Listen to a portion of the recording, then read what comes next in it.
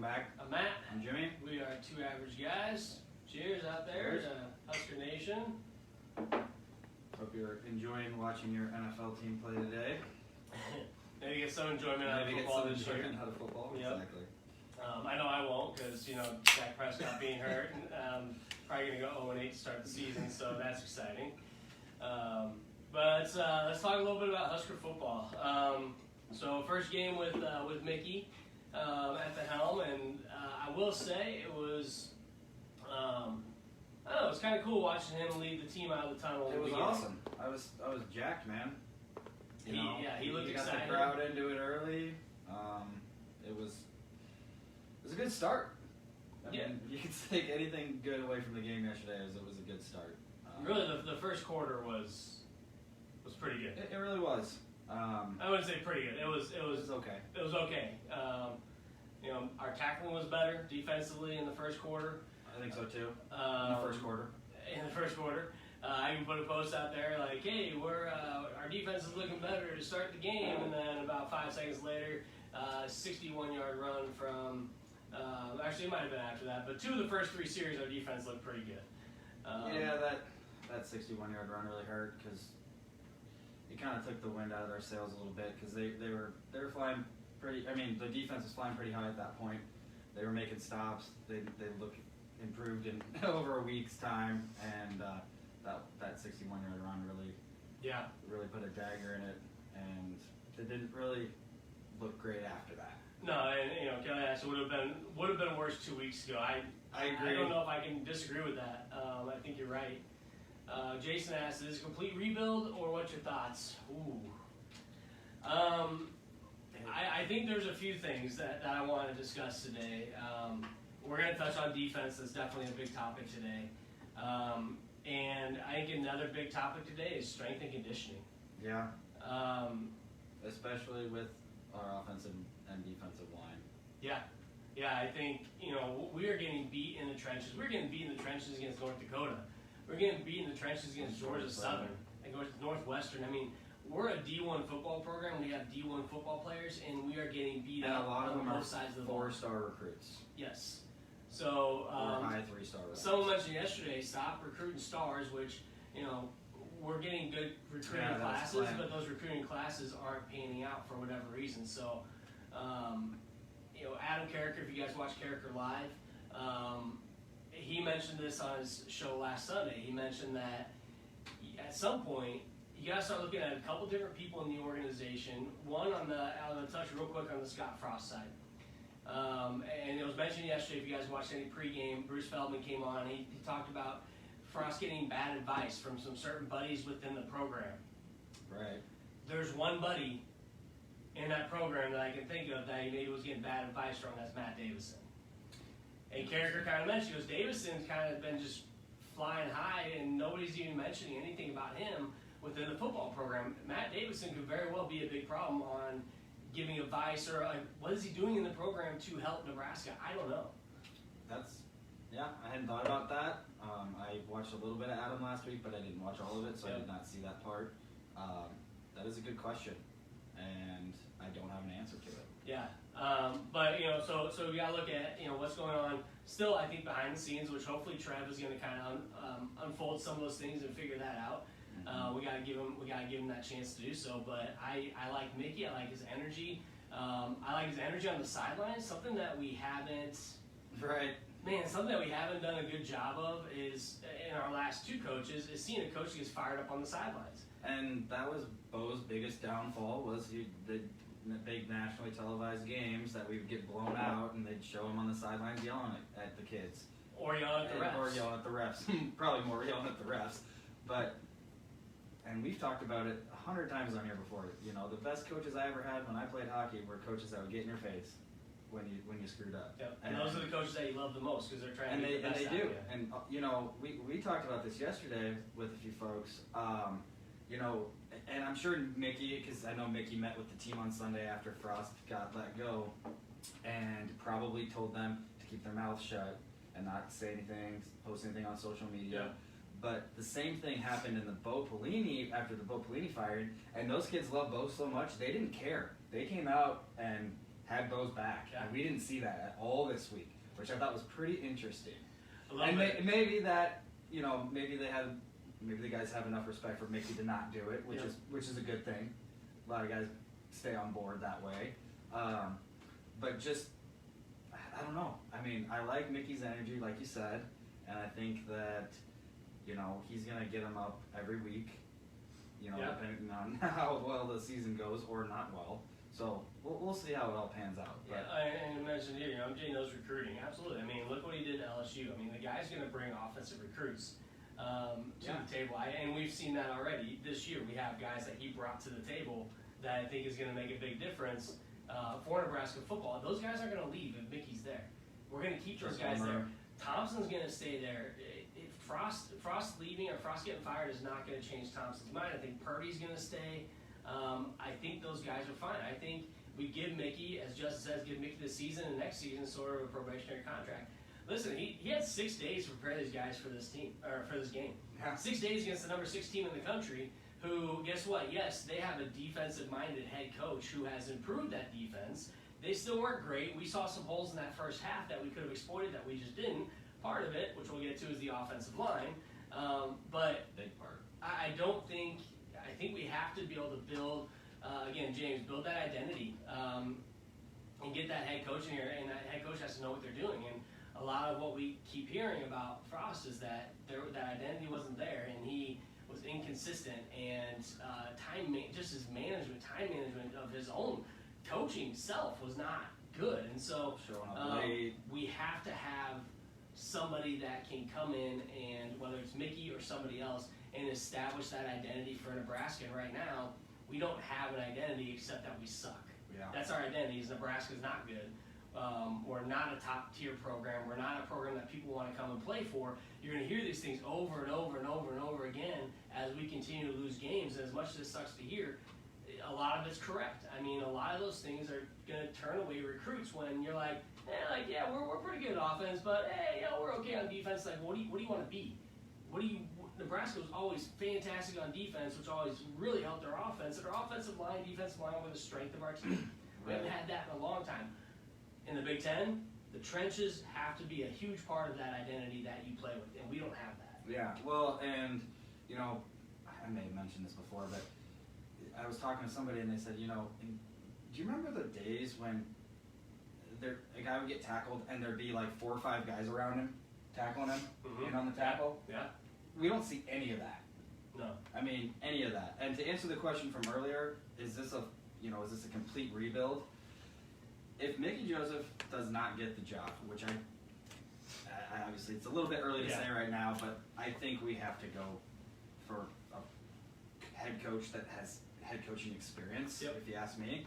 But I do hope that staff, this new staff that comes in, keeps Mickey Joseph on the staff. Yes. I think you have to. Yes. You got to keep the high-end players that we have, and you have to keep that recruiting, mastermind, if you will, of Mickey Joseph offensively, at least anyway. So yeah, and I think it might have been James. Sorry, I might have missed who asked the question, but said, is there a single coach on the staff that deserves to stay there next to Mickey?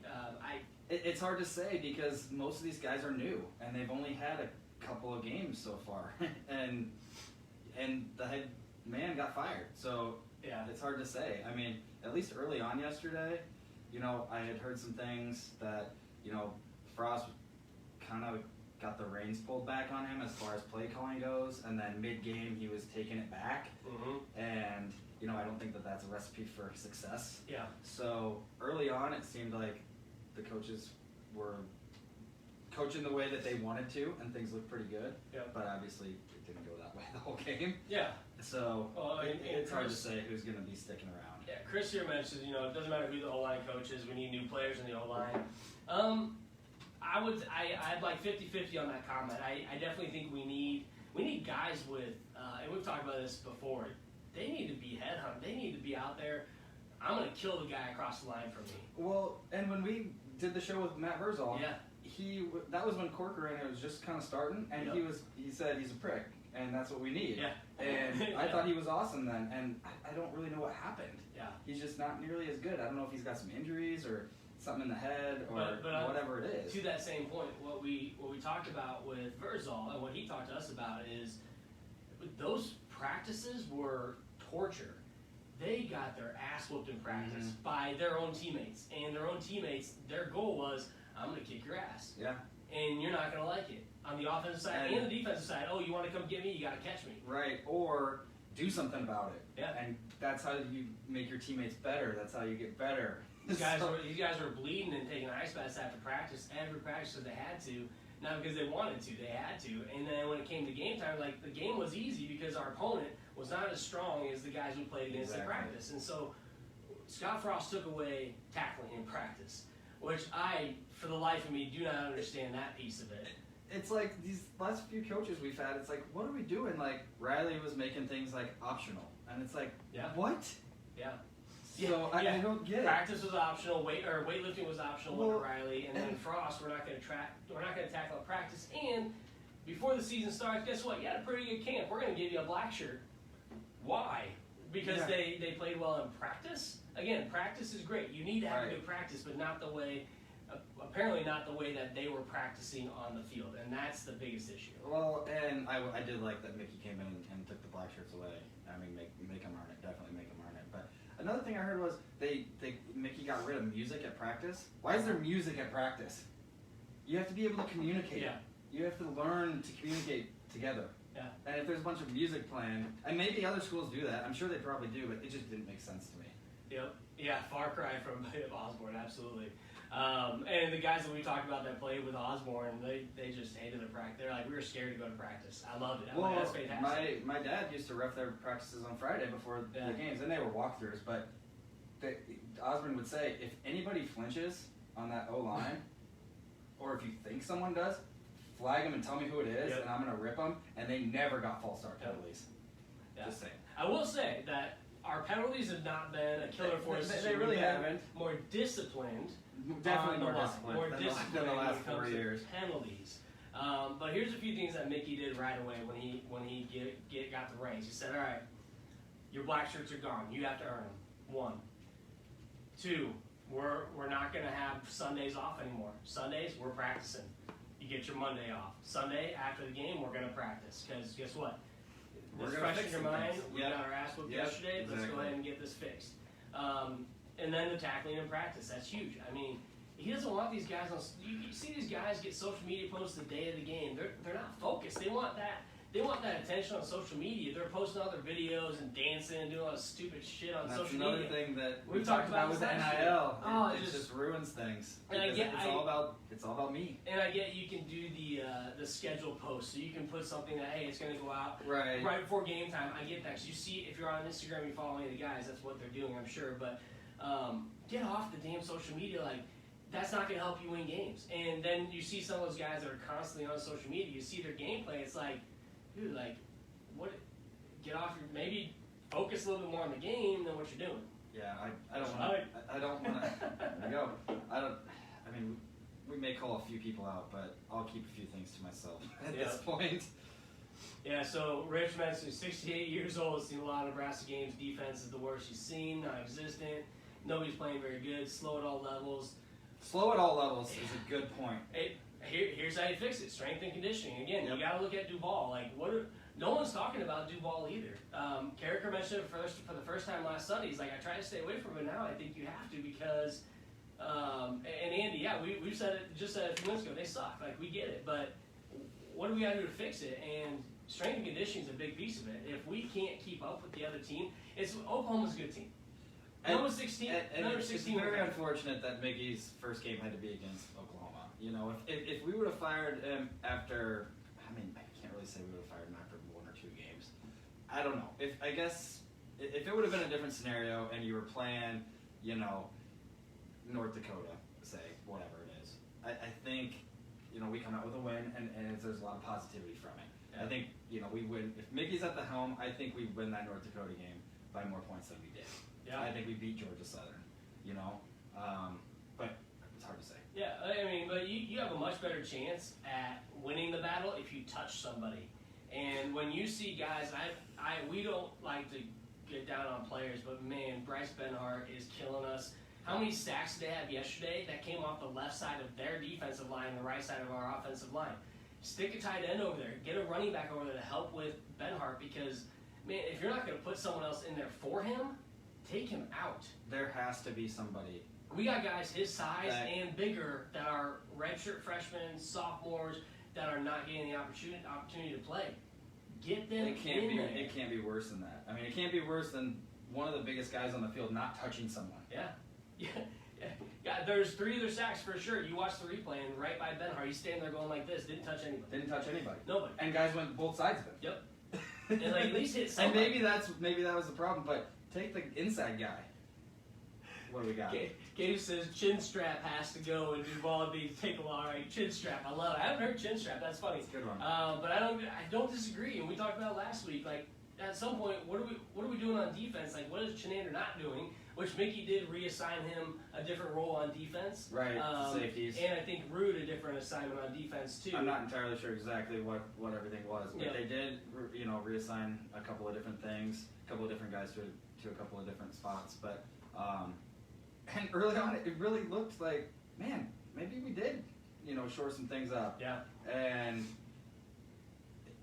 it's just, then it was just back to the same exact thing, if not worse. But as Dan says, I think it was obvious Frost was doing his job. I think on a multitude of levels, and I hate talking about it because everyone just believed in him so much. And then all these things come out afterwards, and it's like, wow, like it was that bad. And of course, some of them are probably rumors, but a lot of it might be true. You have other players saying that this is what they saw. Guys that played a couple years coaches ago. going into the administration saying, we need someone to step in here. Yeah. I mean, I've heard a lot of things. Some things I want to know, some things I don't want to know. Yep. And it's just kind of disheartening. Yeah. And James, I love it. I think bringing back, again, doesn't have to be our full game, but we've talked about it again for years. Fullback. Get someone in the backfield, get some I formation. The Big Ten doesn't know what to do with the I formation or with the option play. The Big Ten doesn't run it. Yeah. So we did it one game. We did it like 3 or 4 times on one drive against Ohio State, I think it was, when we lost by 5. And we never did it again. It was successful. Went all the way downfield. We scored a touchdown, and then we never did it again. And it's like, well, and the other thing too that I feel like, I don't want to just keep going back to Frost or anything, but during the Frost era, it was like we'd see something work one week, or a player would have like a big week, and then we wouldn't really see him much anymore, or we wouldn't do that same thing that worked. Yeah. And that doesn't make sense. I know that you don't want to run the same plays because teams watch film, but things that worked, it was like a new plan every week that just didn't make sense when things worked. Yeah. When everybody's on the same page. Anyway. Yeah, and again, like, you don't have to run the same play. Guess what? We have option quarterbacks, and we have a passing quarterback. You mix that up as much as you can in a game, they're not going to know what's coming at you. Yeah. And that, again, I don't want to be speed, run around. I don't want to be the Navy or in Georgia Tech that run the triple option all the time. Like, I don't want that. No. I want a team that mixes it up to where the defense is confused. We're not confusing anybody. We are. No. And then when you know the weak side of the offensive line, when you know where that is, you're going to keep going at it. And if Bartek just said a minute ago, like, how does Benhart survive film? I think he survives. Oh my gosh, I can't imagine going into film. No, you know what? I think he survives film because no one's dogging on him. No one's getting in his face and saying, you are screwing us over in every single game because you're not making your blocks, you're not touching anybody, you're running around there like a chicken with your head cut off, and our quarterback's getting hit. Casey Thompson needs to be in his ear, ripping him a new one, and he's not. And not only, and maybe he is. That's that winning mentality. I want to see it on the sideline. I want to see it on the sideline too, but get in his face. How do you start that kid the next week? And that's why nothing's changing, because, I'm the starter, so I'm going to start next week. That's when, in film, you say, you just lost your job. Yep. Who's going to take that? Who's going to take that spot? There's 5 guys here. One of you guys is going to get that spot. So let's see what happens this week, and one of you guys win that job. Absolutely. That's what needs to happen. Absolutely. And Dan here says, strength and conditioning, the players have to want to put in the work. Absolutely. If you're focused on the wrong parts of strength and conditioning, then you're not helping the kids either. I think it's a mixture of two. But, again, that's part of the head coach's job, is to know what's going on in strength and conditioning and make sure that things are being corrected if they're not being done the right way. When you consistently see your defensive line never getting to the quarterback. Ty Robbins got a sack yesterday. You know why? He happened to spin into it. It was lucky. He wasn't getting by his offensive lineman. He goes up in the hole and he spun and tackled him. we met Ty. I like the kid Nice a lot. guy. He's a big, monstrous dude.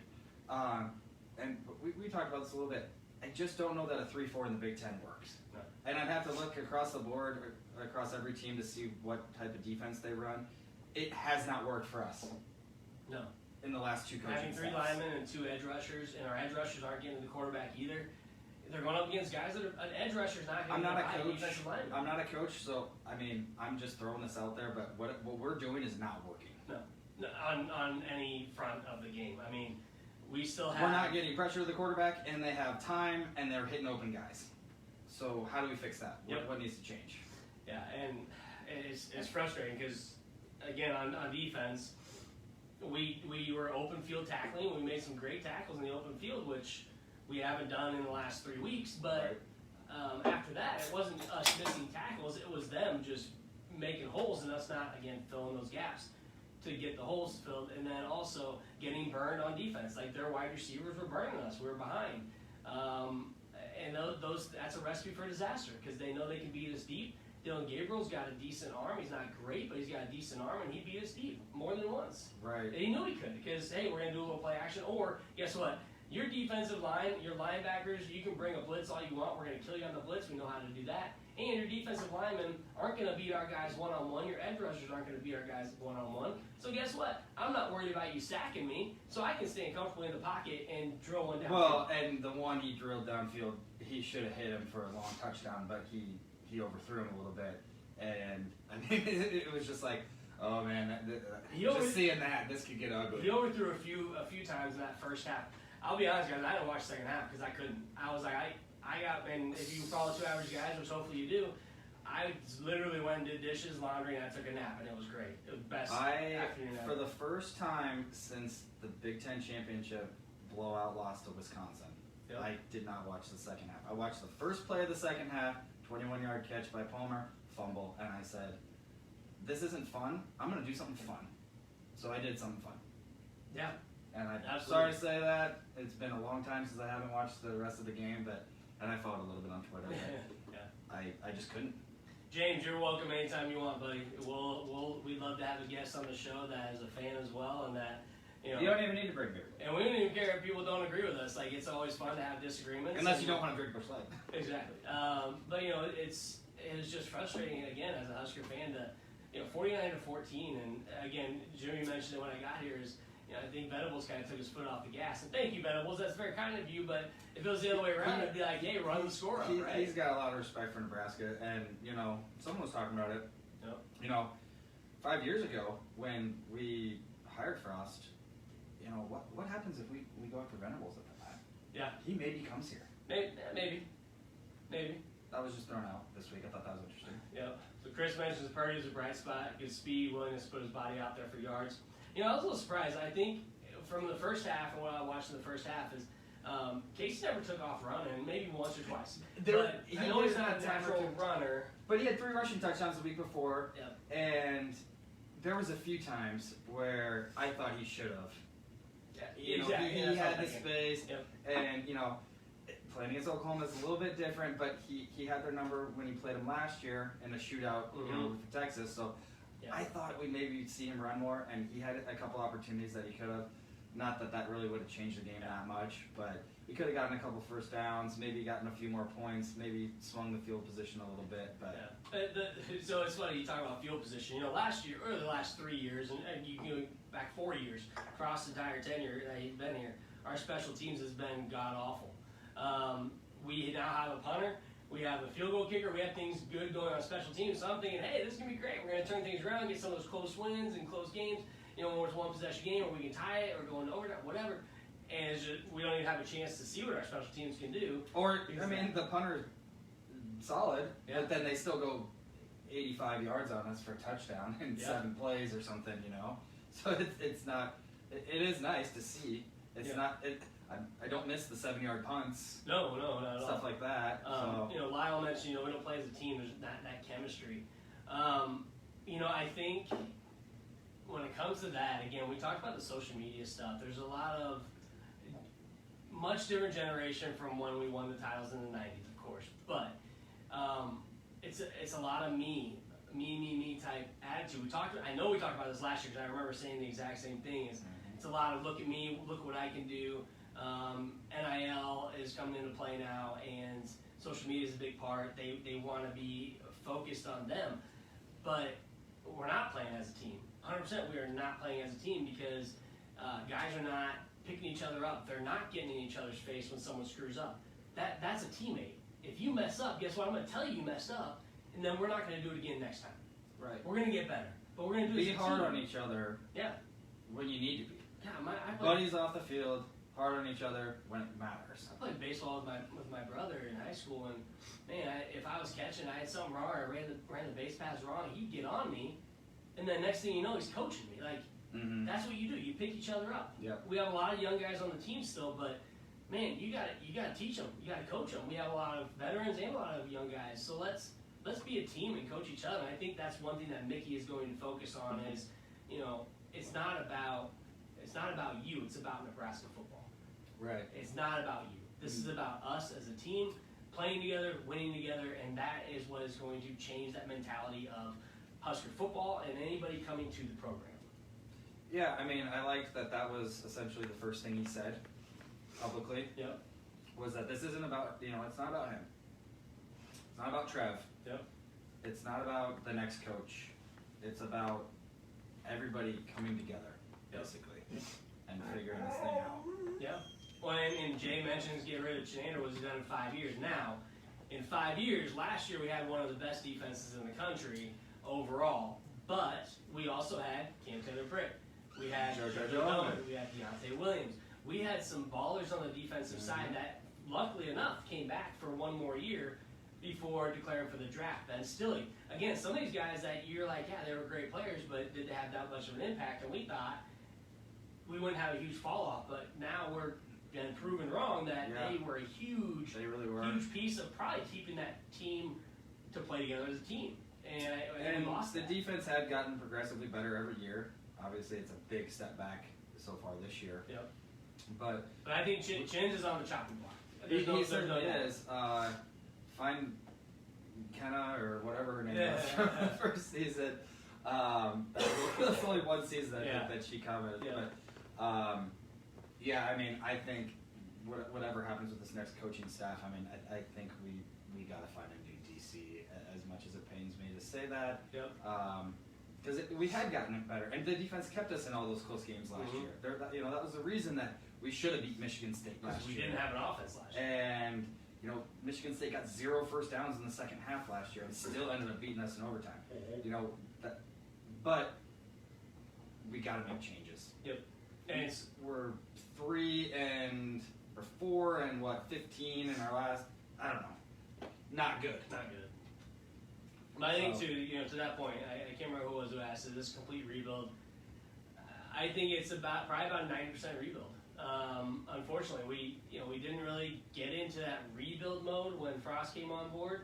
It wasn't a rebuild. It was, hey, we're going to kind of keep going this direction, and he's going to bring in these recruits because he's done good in the past. He's always bringing in all of his coaches. Yeah, and then we didn't see that. So now I do think it's probably about 90% rebuild, but I think we have some pieces in place that can help us get that rebuild going in a faster direction rather than this is going to be a long rebuild. We've been in a long rebuild. And okay, here's a better question, I guess.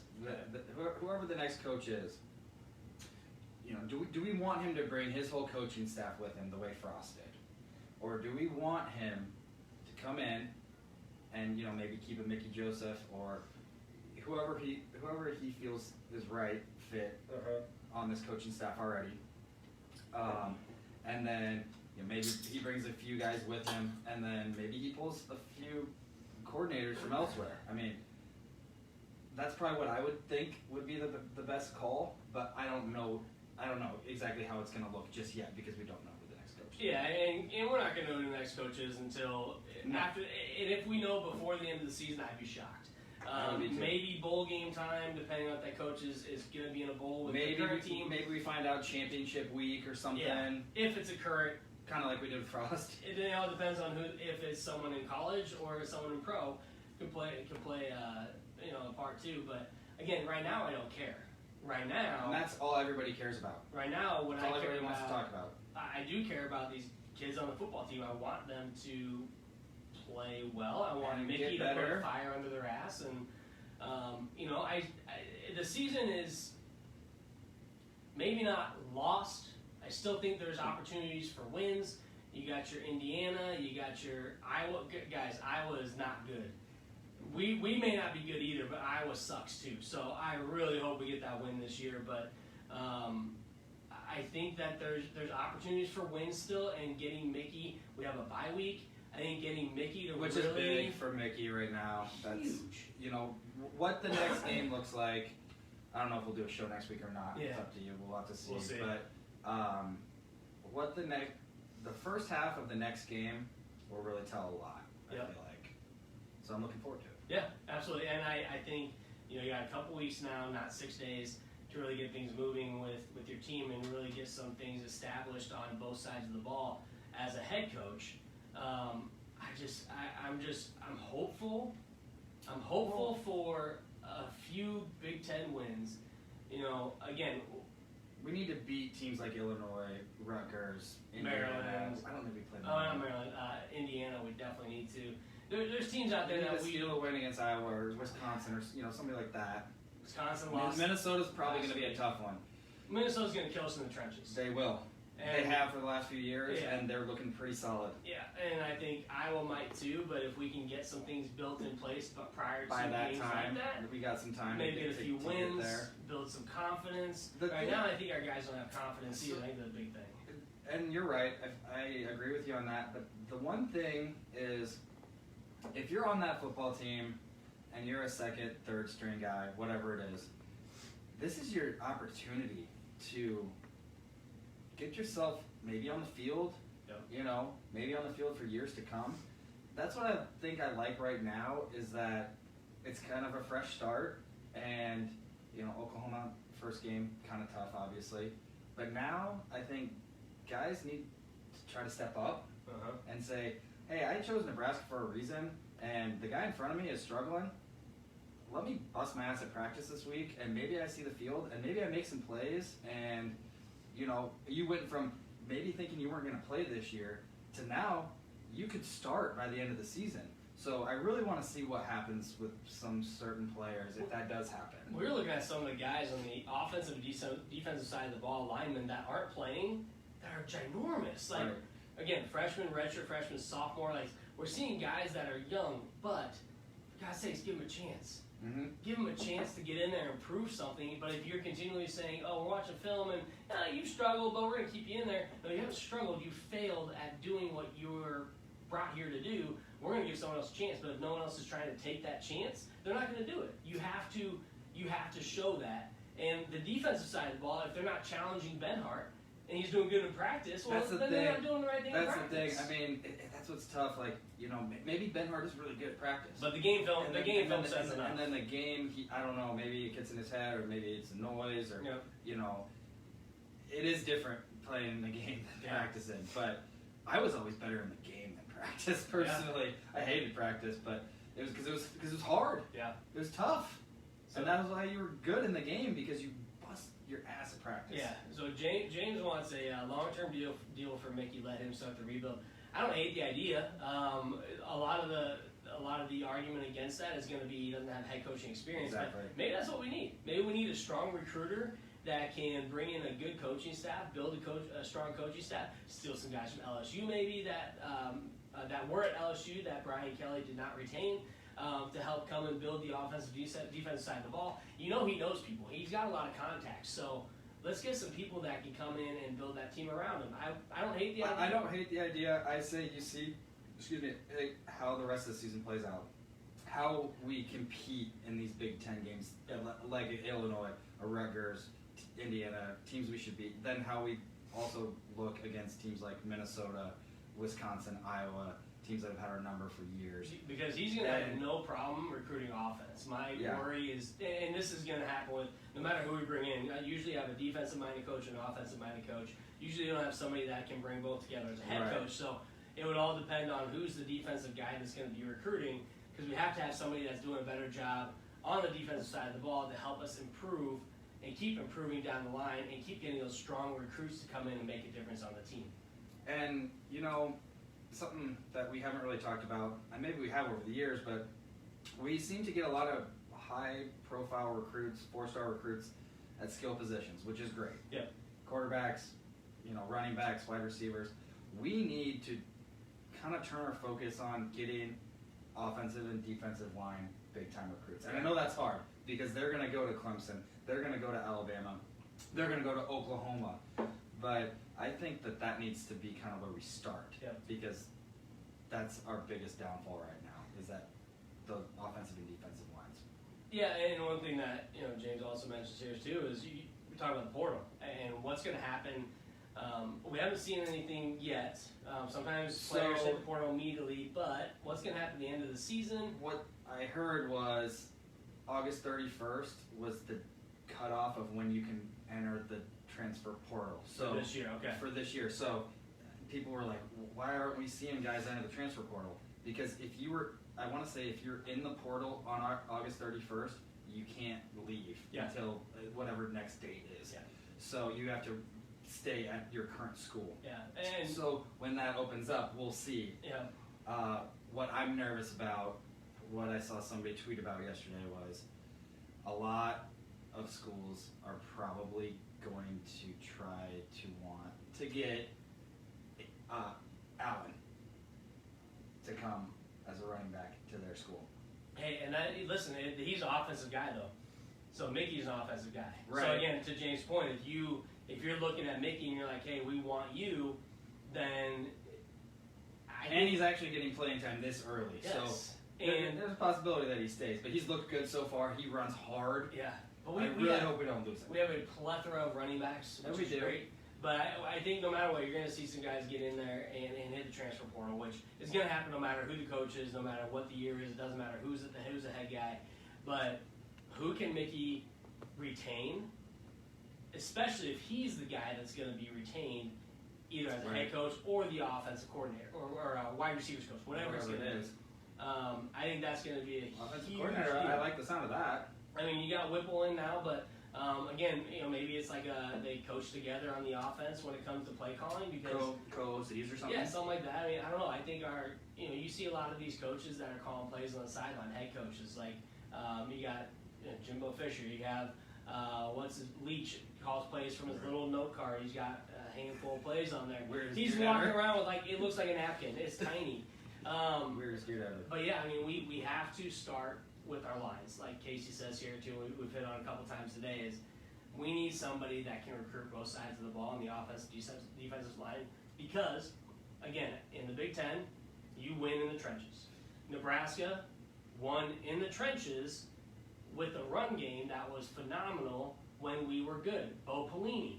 We won in the trenches. We did. We couldn't win the big games, or we got bounced sometimes by better teams because we were outcoached. Well, and we, I said we need to start recruiting them, and we have a little bit. I mean, we have 4-star guys on both sides of the ball, and maybe the answer is we need to get.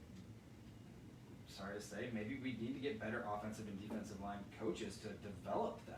Yeah, but maybe that's the answer. So we talk, strength and conditioning, but what are we doing from a development standpoint? Again, you're watching film, you see these things happening in the film room where you got offensive linemen not touching the guys that are going right through you, or their footwork is so bad that they're missing the things they need to do. Then what are you doing to correct that in not only film room but on the field? What are you doing one-on-one? Get with Ben Hart one-on-one. And maybe the tackling thing is a big thing. Because those offensive linemen aren't having to worry about people getting tackled, so they're just doing this during That's practice. what Bernard does again. And the defensive line is rushing, but they're not going full bore because they don't. And maybe it's so that they don't hurt people. I get it, but maybe that's why, and that's hurting the development. I don't know. Yeah, I mean, put Garrett Nelson up against Bryce Benhart. Yeah. Every practice. Hey, Garrett, you're going up against Benhart. Every practice. Caleb Tanner. Those are two probably hardest edge rushers, and they're not getting to the quarterback. I'm not saying they're having a great year because I frankly don't think they are. Now they're Garrett plays with heart every game. Right. He shows it on the field, but again, I don't think he's being coached and developed properly to be that proper edge rusher they could be. He was much better last year. Yeah, and But he was decent early on. I don't remember really seeing him much. Hearing his name much yesterday. I mean, Mathis was a little bit better, even though he said there was a losing culture around here last week, which kind of pissed me off. I mean, it's true. It's true. But I wouldn't say that if I was a player. I don't know. Maybe that's a wake-up call to the team. Maybe it was a good thing. I don't know. Yeah. But well, again, maybe that's a shot as and when we're in practice, when we're doing this, like we don't come out expecting to win games because we're not doing things the right way. I mean, again, that could very well be a good thing that lights a fire under the team, lights a fire under him to say it's a losing culture, and I want to be a part of the team that changes that to start winning some of these games. And that makes sense. James mentioned Sue as a D-line coach. Sue did say he was ready to coach. Yeah. Definitely not head coach, but sure. Or bring him in as like a defensive analyst. Can you imagine guys like Ndamukong Suh, Grant Wistrom, Jason Peter, those guys coming in to help coach our defense?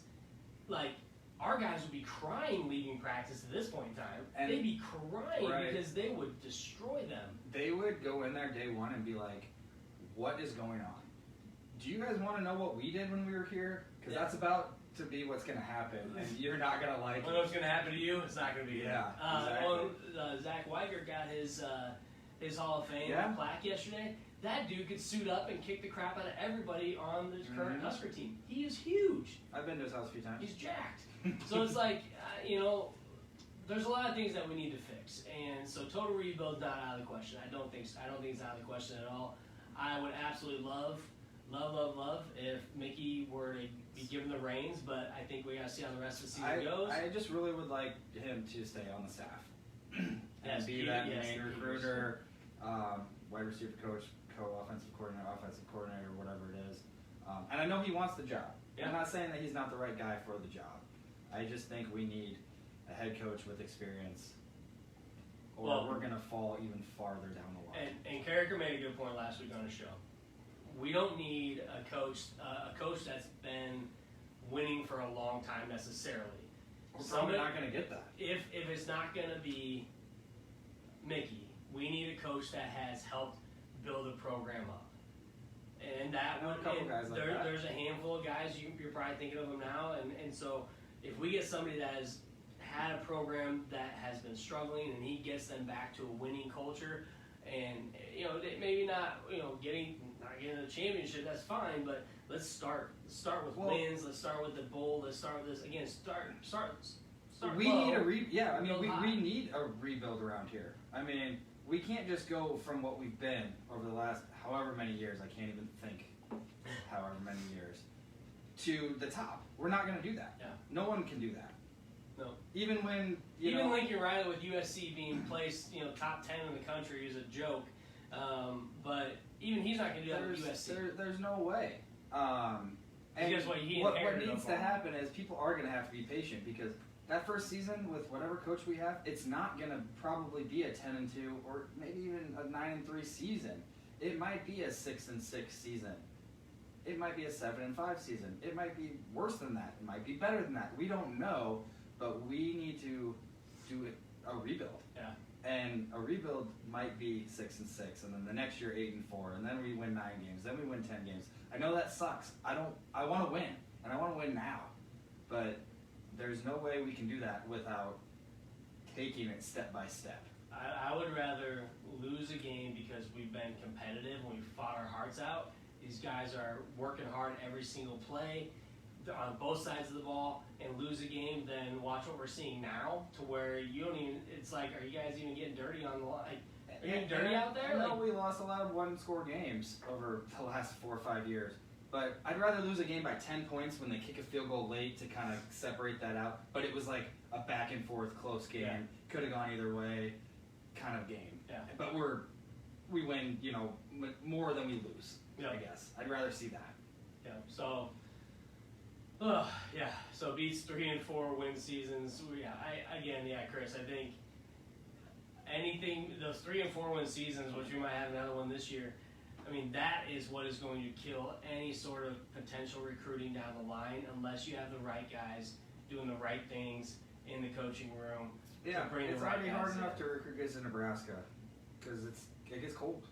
Yeah, and it's interesting, Blake. And so we talked about Rude last week, Blake, about recent players, ex-players always being the answer. I don't think it's always the answer. Absolutely not. I mean, Mickey was a previous player. I think there are a lot of guys that are previous players that get into coaching and do really well. A lot of guys are previous players. They get into coaching and they don't do well. And some of them are better as an analyst, or some of them are better as offensive coach or defensive coach or a line coach. And again, I think Rude did really well with what he had in Dolman. I think Dolman, again, I think he was a leader on the defense, especially in the linebacker room. And we've seen a downfall. Again, I think Reimer and Henrich, these guys are good football players, but what are they being coached? What is Rude doing with them? I don't know. And so I think you guys start looking at him too. Maybe Rude. I love Rude. I do too, and maybe he's a better recruiter than he is a developmental coach, because he went down there over and over again to Burke to get Henrich here, and that was a big win because he probably really should have gone elsewhere. Yeah. But he was able to get him, and he's a great player. I mean, last year he was awesome, and I think he's hurt and he's playing through it. He's definitely not playing as well as he did last year.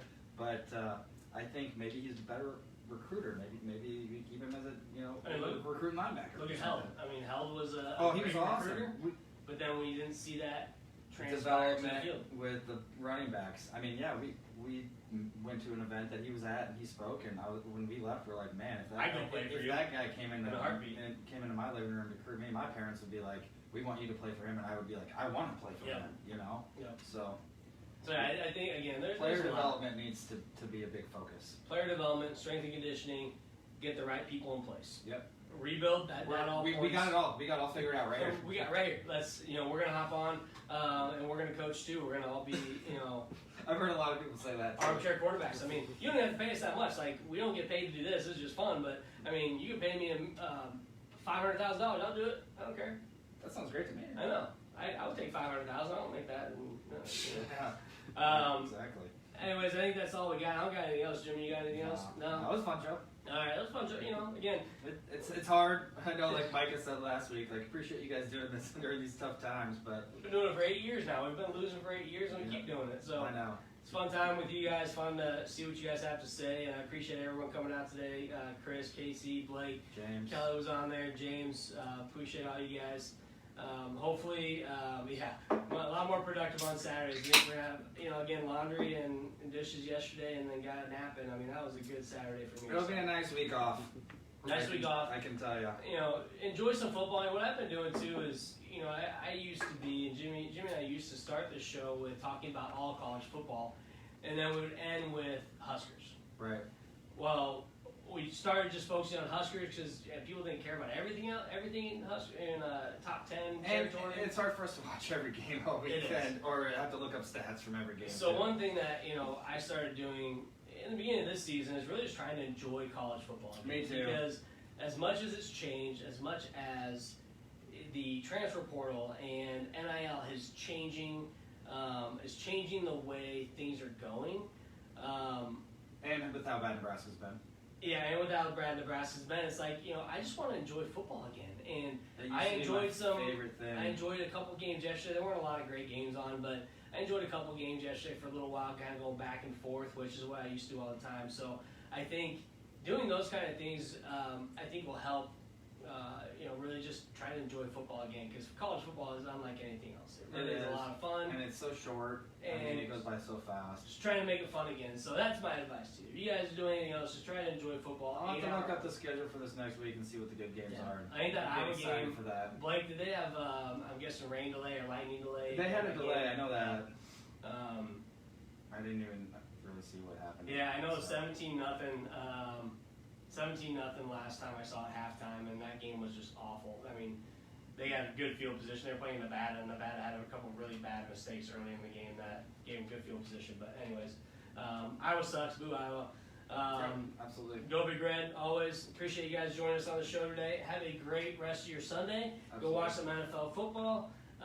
Enjoy the day, and we will see y'all next maybe next week if we have a show. If not, Yeah, we'll see. we'll see you the following week Yeah. after our bye week. So Absolutely. enjoy it. Yeah, have a good one. We'll see you next time.